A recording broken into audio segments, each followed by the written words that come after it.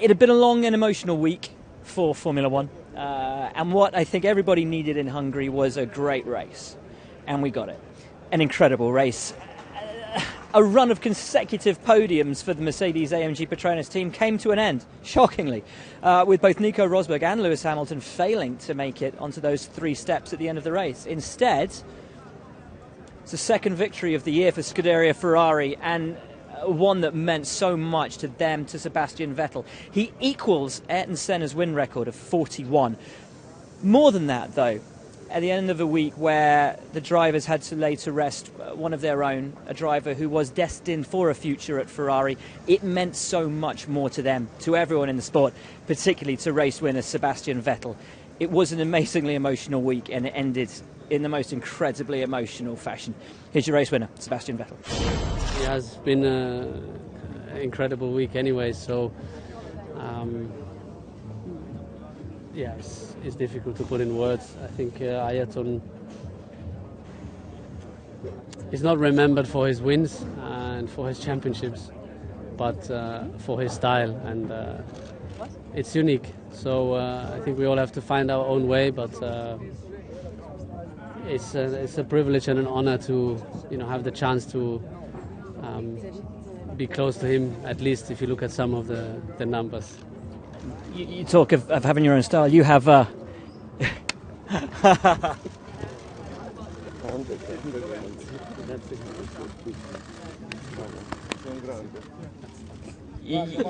you talk of Senna having his own style. You have your own style, and being so mindful in that slowdown lap to say the things you did in the languages that you did. What does this win mean to you from an emotional perspective, given everything that not just you, but everyone in the sport's been through within the last week? Oh, I think it's the least. Obviously, it was going through my mind the last couple of laps, and I was trying to push it away because it's so easy to, do a silly mistake. But equally, it has been, as you said, a tough week, and especially a tough day today. Starting the race, before the race, finding yourself on the grid, and all in a circle, thinking of Jules, seeing the family.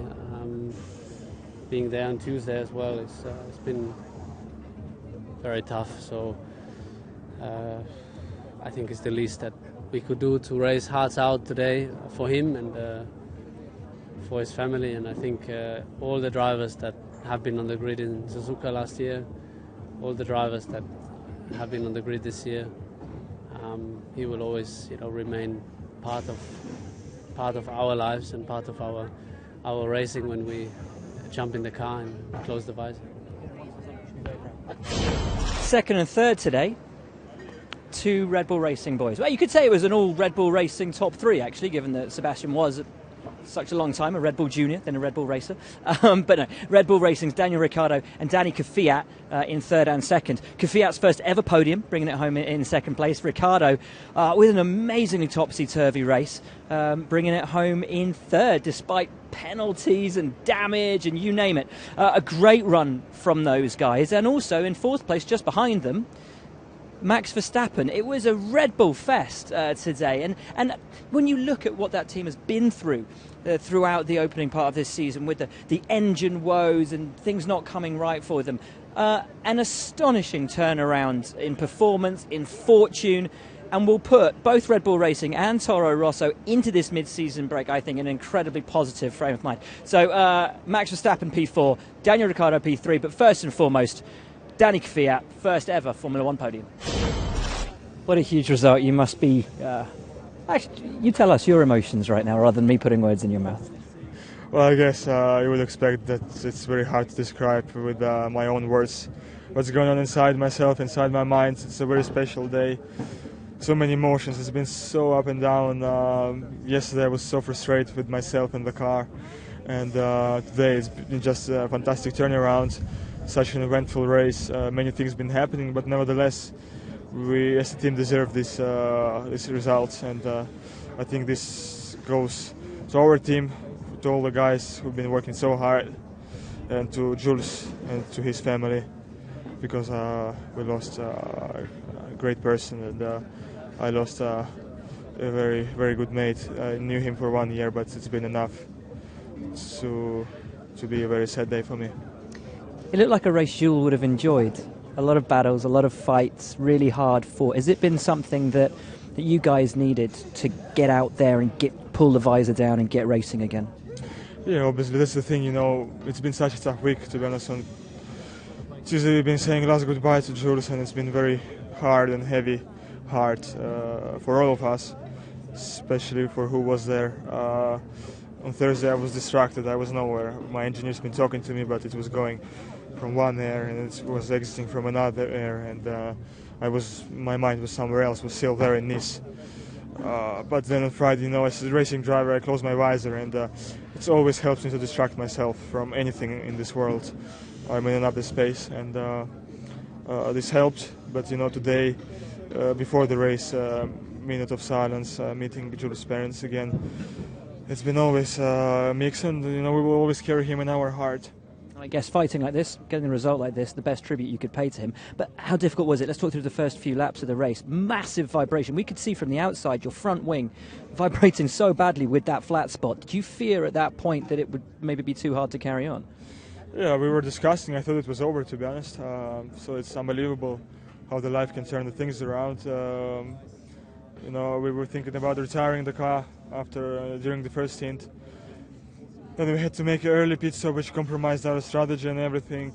But then it was getting better and better through the race. It was hard race, but yeah, it's never give up. That's what I learned today.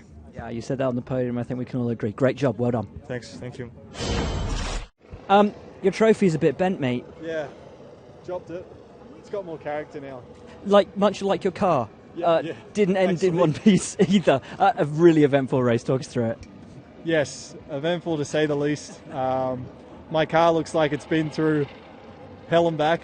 I felt like I went through hell and back. I was getting banged around everywhere, and yeah, how we still end up on the podium is I think, yeah, it's a compliment. It's a compliment to the resilience that we showed today. So, turn one with Valtteri, it was close, and I can't remember, I don't know if he just slid into me or what, but basically the front of my car jumped and I went off track a bit, and I came on the radio straight away. I said, all right, I've got damage, surely.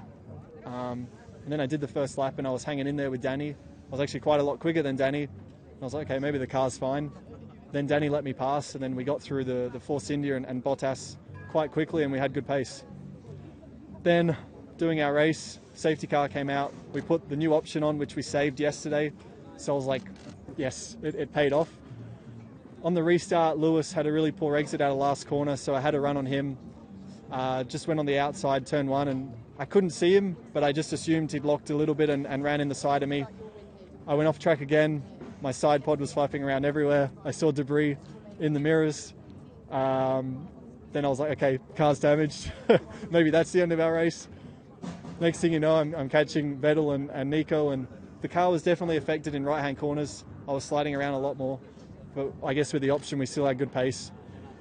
Sit behind Nico for quite a few laps. Obviously, the Mercedes is quick down the straights.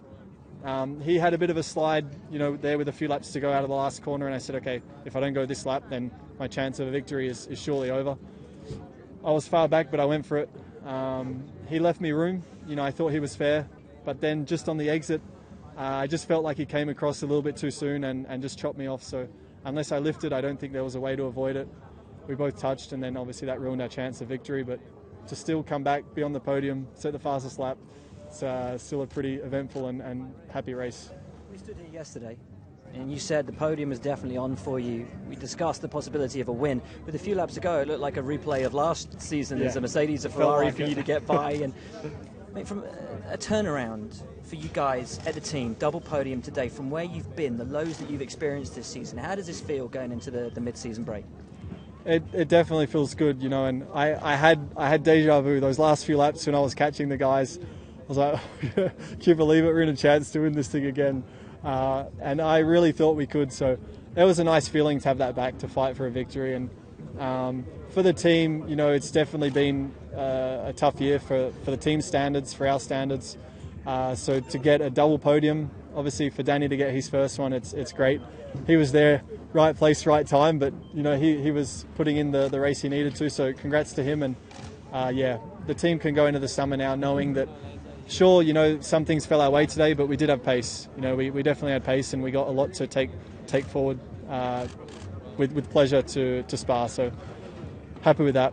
Again, just want to dedicate this to Jules, his family. I'm really happy that they were here to see this today, and I hope we made them proud. Thank you. Cheers. Wow. Fourth place. Congratulations. How does that feel? Your best ever result in Formula 1? Yeah, unbelievable. I didn't expect that at all after my start. Luckily, we stayed out of trouble. At the end of the race, I had a bit of front wing damage, so I even had to do a drive-through. But, you know, to finish fourth, unbelievable, no words. An incredibly tenacious drive as well. At what point did you feel it starting to come to you? I think in my second stint, everything was going quite well. The guys behind me were not catching up, and I was quite comfortable in the car. And then after the safety car restart, a lot of touching in front of me, crashing. I also had a touch, so I had a bit of front wing damage. But yeah, at the end, I was asking my engineer, for what position are we racing? And he said P4, and I was like, what happened in front of me? And without that drive-through, it could have been a podium today. But I guess nothing but enjoyment, excitement, and just delight. I'm unbelievably happy with P4. And just before the summer break as well, looking back on this first half of your first ever Formula 1 season, how do you look back on it? Well, now completely perfect. Before it was quite okay, but now with the P4, it's really good.